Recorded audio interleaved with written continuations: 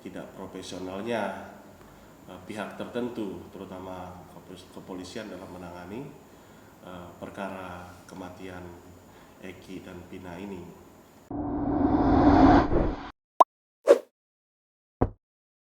Kan terkait dengan Sakatatal dilakukan tes psikologi di Bandung di salah satu rumah sakit ya oleh LPSK. Sampai sekarang kita belum dapat informasi lebih lanjutnya. Tapi dengan adanya tes psikologi seperti itu, harapan kita akan menguatkan mental Sakatatal dalam menyupport dia, karena dia mengakui dirinya tidak bersalah dalam suatu tindak pidana walaupun dia sudah tidak ditahan lagi.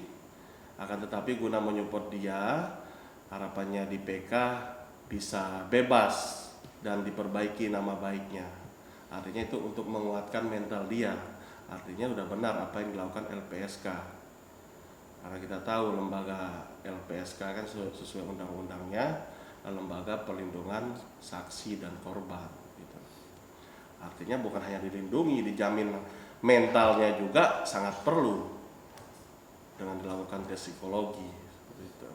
Perkembangan lebih lanjut terkait siapa yang dampingi ya tentunya dari tim pengacara. Saya hanya bisa jawab seperti itu. Sebelumnya kita sudah mengajukan permohonan PK ke Pengadilan Negeri Cirebon. Kemudian hari Kamis besok tanggal 28 ya akan diadakan sidang PK dan kita sudah menghadirkan ahli seperti Reza Indragiri dan ahli yang lain seperti Pak Muzakir untuk menyampaikan keterangan ahli dalam sidang PK nantinya.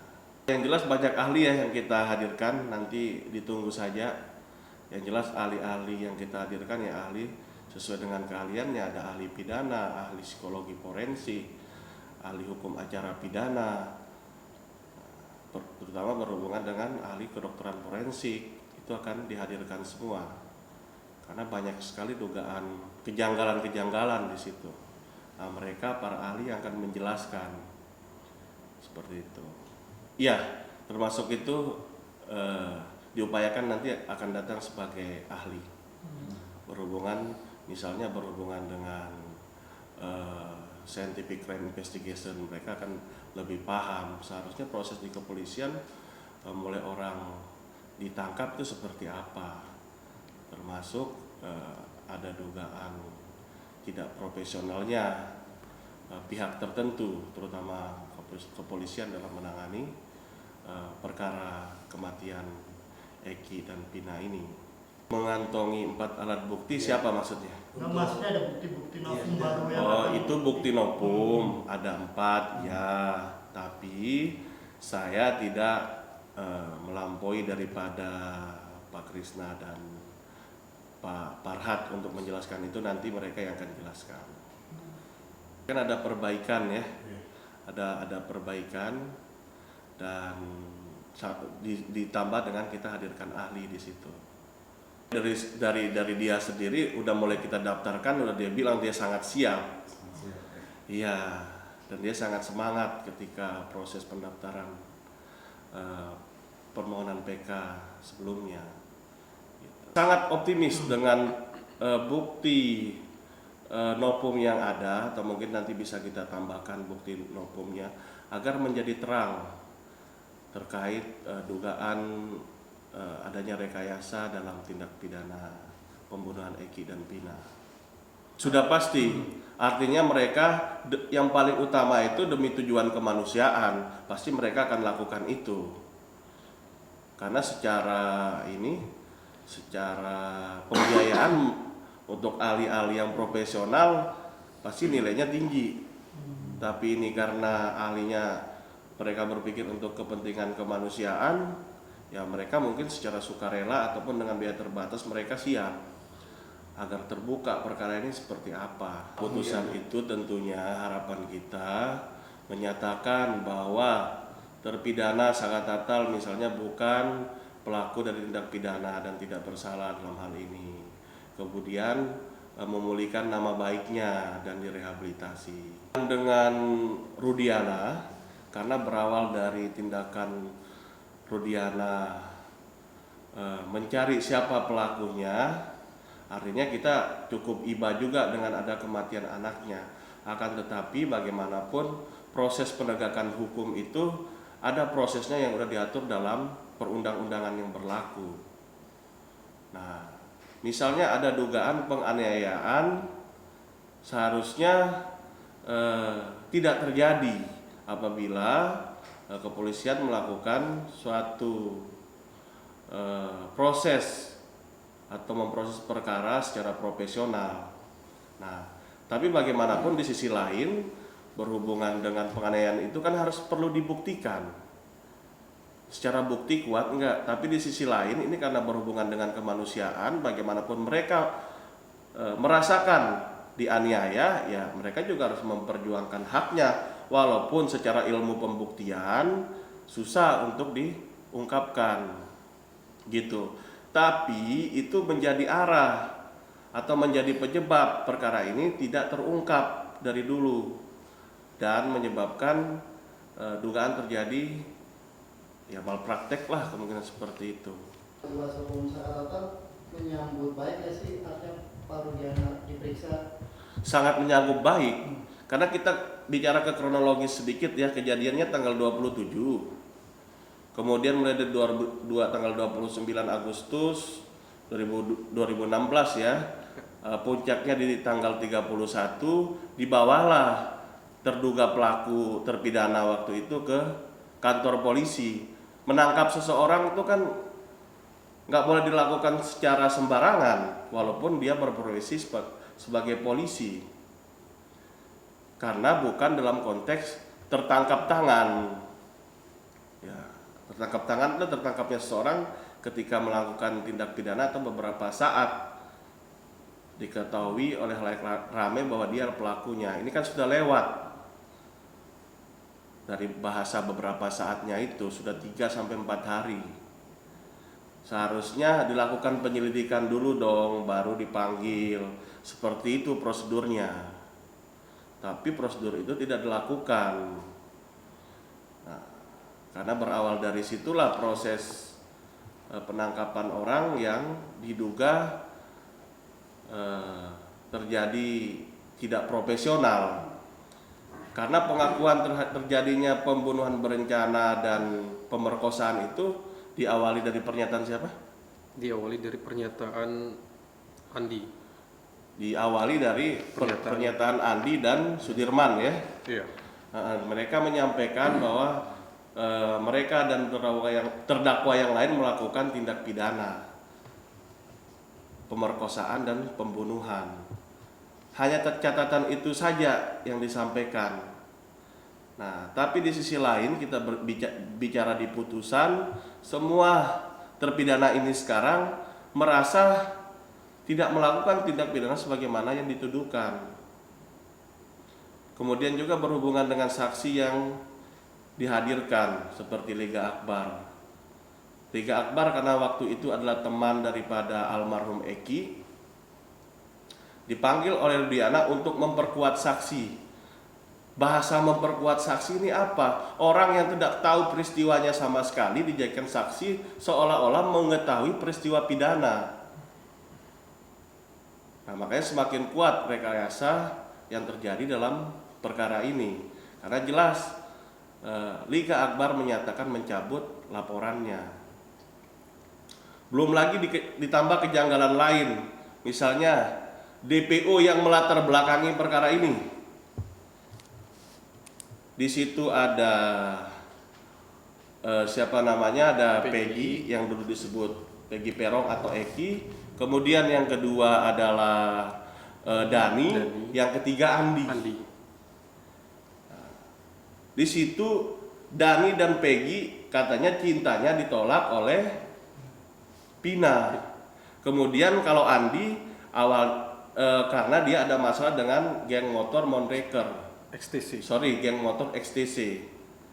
Nah, latar belakangnya aja kan simpang siur seperti ini. Dan ketiga orang ini yang menariknya adalah yang pernah dijadikan DPO. Ketika tuduhan seperti ini, latar belakang seperti ini, ya rangkaian peristiwanya jadi kabur semua. Makanya karena proses ini sudah berjalan, tapi tetap saya selaku praktisi hukum, selaku pengacara, sangat sangat kecewa sekali dengan putusan yang ada, terutama putusan hakim ya dari tingkat pertama banding kasasi. Kok bisa latar belakang dari yang disebutkan namanya tadi nggak pernah hadir dalam persidangan, nggak pernah diperiksa, tapi rangkaian pembunuhan berencana dan pemerkosaannya terjadi gitu loh, ya kan? Nah, kemudian berhubungan dengan sperma, nah ini juga menarik. Berhubungan dengan sperma, menurut ahli Reza Indragiri, kenapa tidak dilakukan tes DNA? Nah, sebagaimana pernyataan dari Kapolri, Wakapolri menyampaikan, mereka mengakui bahwa tidak dilakukan secara maksimal scientific crime investigation dalam perkara tersebut. Karena perkaranya sudah lama, kita tidak menghubungkan dengan petinggi-petinggi Polri di sini, akan tetapi ada kelalaian oknum di situ. Kenapa tidak dilakukan? Walaupun ada yang beralasan karena dikira awalnya adalah kecelakaan murni. Terlepas dari itu, seharusnya proses itu tidak bisa dilewatkan. Gitu. Kemudian ditambah lagi di situ CCTV ada, tapi kenapa tidak dibuka? Di BAP juga disebutkan ada CCTV, tapi belum dibuka. Itu kan terlalu lucu. Tidak ada penjelasan yang utuh terkait CCTV. Seandainya dibilang CCTV kabur, dengan ilmu pengetahuan dan teknologi bisa dibuka. Kemudian ada komunikasi dari media SMS atau waktu itu zamannya BBM, terutama dari SMS ya, yang menarik karena diawali dari tindakan saudara Dani yang menyampaikan, ini berhubungan dengan pembunuhan berencana. Saudara Dani menyampaikan bahwa dia SMS rekan-rekannya lain, terpidana yang lain akan menyerang geng motor XTC. Nah, notabene ada SMS-nya, tapi SMS-nya sampai sekarang tidak di screenshot, tidak pernah dilampirkan. Pertanyaannya, benar nggak kejadian itu? Kalau seperti itu, secara sign criminal investigation-nya jelas-jelas tidak ada di situ. Padahal dari bukti komunikasi mereka seharusnya membuat terang benderang perkara ini. Nggak perlu kita lihat dari CCTV-nya, dari komunikasi yang ada saja. Nah, karena sekarang sudah bahasa zaman modern ya, semua udah pakai handphone, ya seharusnya kan nggak mudah, sangat mudah bagi saya penyidik untuk membuka itu. Nah, jadi seperti itu. Nah, temuan apa lagi di sini? Terkait kejanggalan visum. Nah, nanti lebih lanjut ahli tentunya yang akan menindaklanjuti.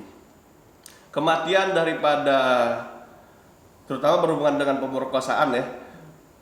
Kematian Pina tanggal 27, dikebumikan tanggal 28. 9 hari setelah itu, sekitar tanggal 5, dibongkar kuburnya atau dipisum. Ya kan? Nah, kita berbalik ke belakang dalam proses orang sebelum dikebumikan, karena kita cek agama dari Pina adalah Islam. Pasti bagian sensitif atau badan secara keseluruhan, terutama bagian sensitif, baik vagina maupun duburnya pasti akan dibersihkan dengan maksimal. Karena dia akan menghadap Tuhan yang Maha Esa atau Allah Subhanahu wa taala. Nah, seharusnya ketika proses dibersihkan itu ditemukan spermanya kalau memang ini murni pemerkosaan. Dugaan kita orang umum atau orang awam pasti yakin nggak mungkin ada sperma ketika pembongkaran kubur karena sudah dibersihkan. Tapi di situ saya juga nggak mau spekulasi karena yang menjelaskan adalah ahli,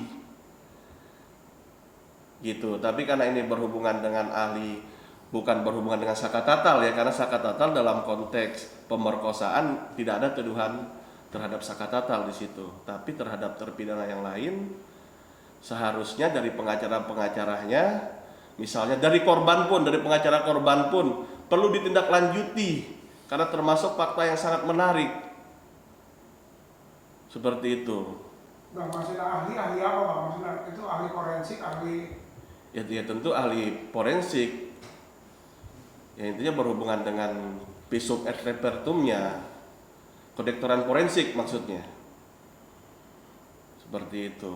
Ya seharusnya orang-orang seperti Pak Hotman Paris misalkan, dia juga selaku pengacara korban mencari tahu ketika ada fakta-fakta seperti ini. Bagaimana cerita ketika orang mau dikebumikan sudah dibersihkan seperti itu, tiba-tiba setelah dibongkar kuburnya lagi masih menemukan spermanya. Karena di sisi lain kekuatan sperma itu ada waktunya. Nanti juga itu ahli yang menyebutkan seperti itu.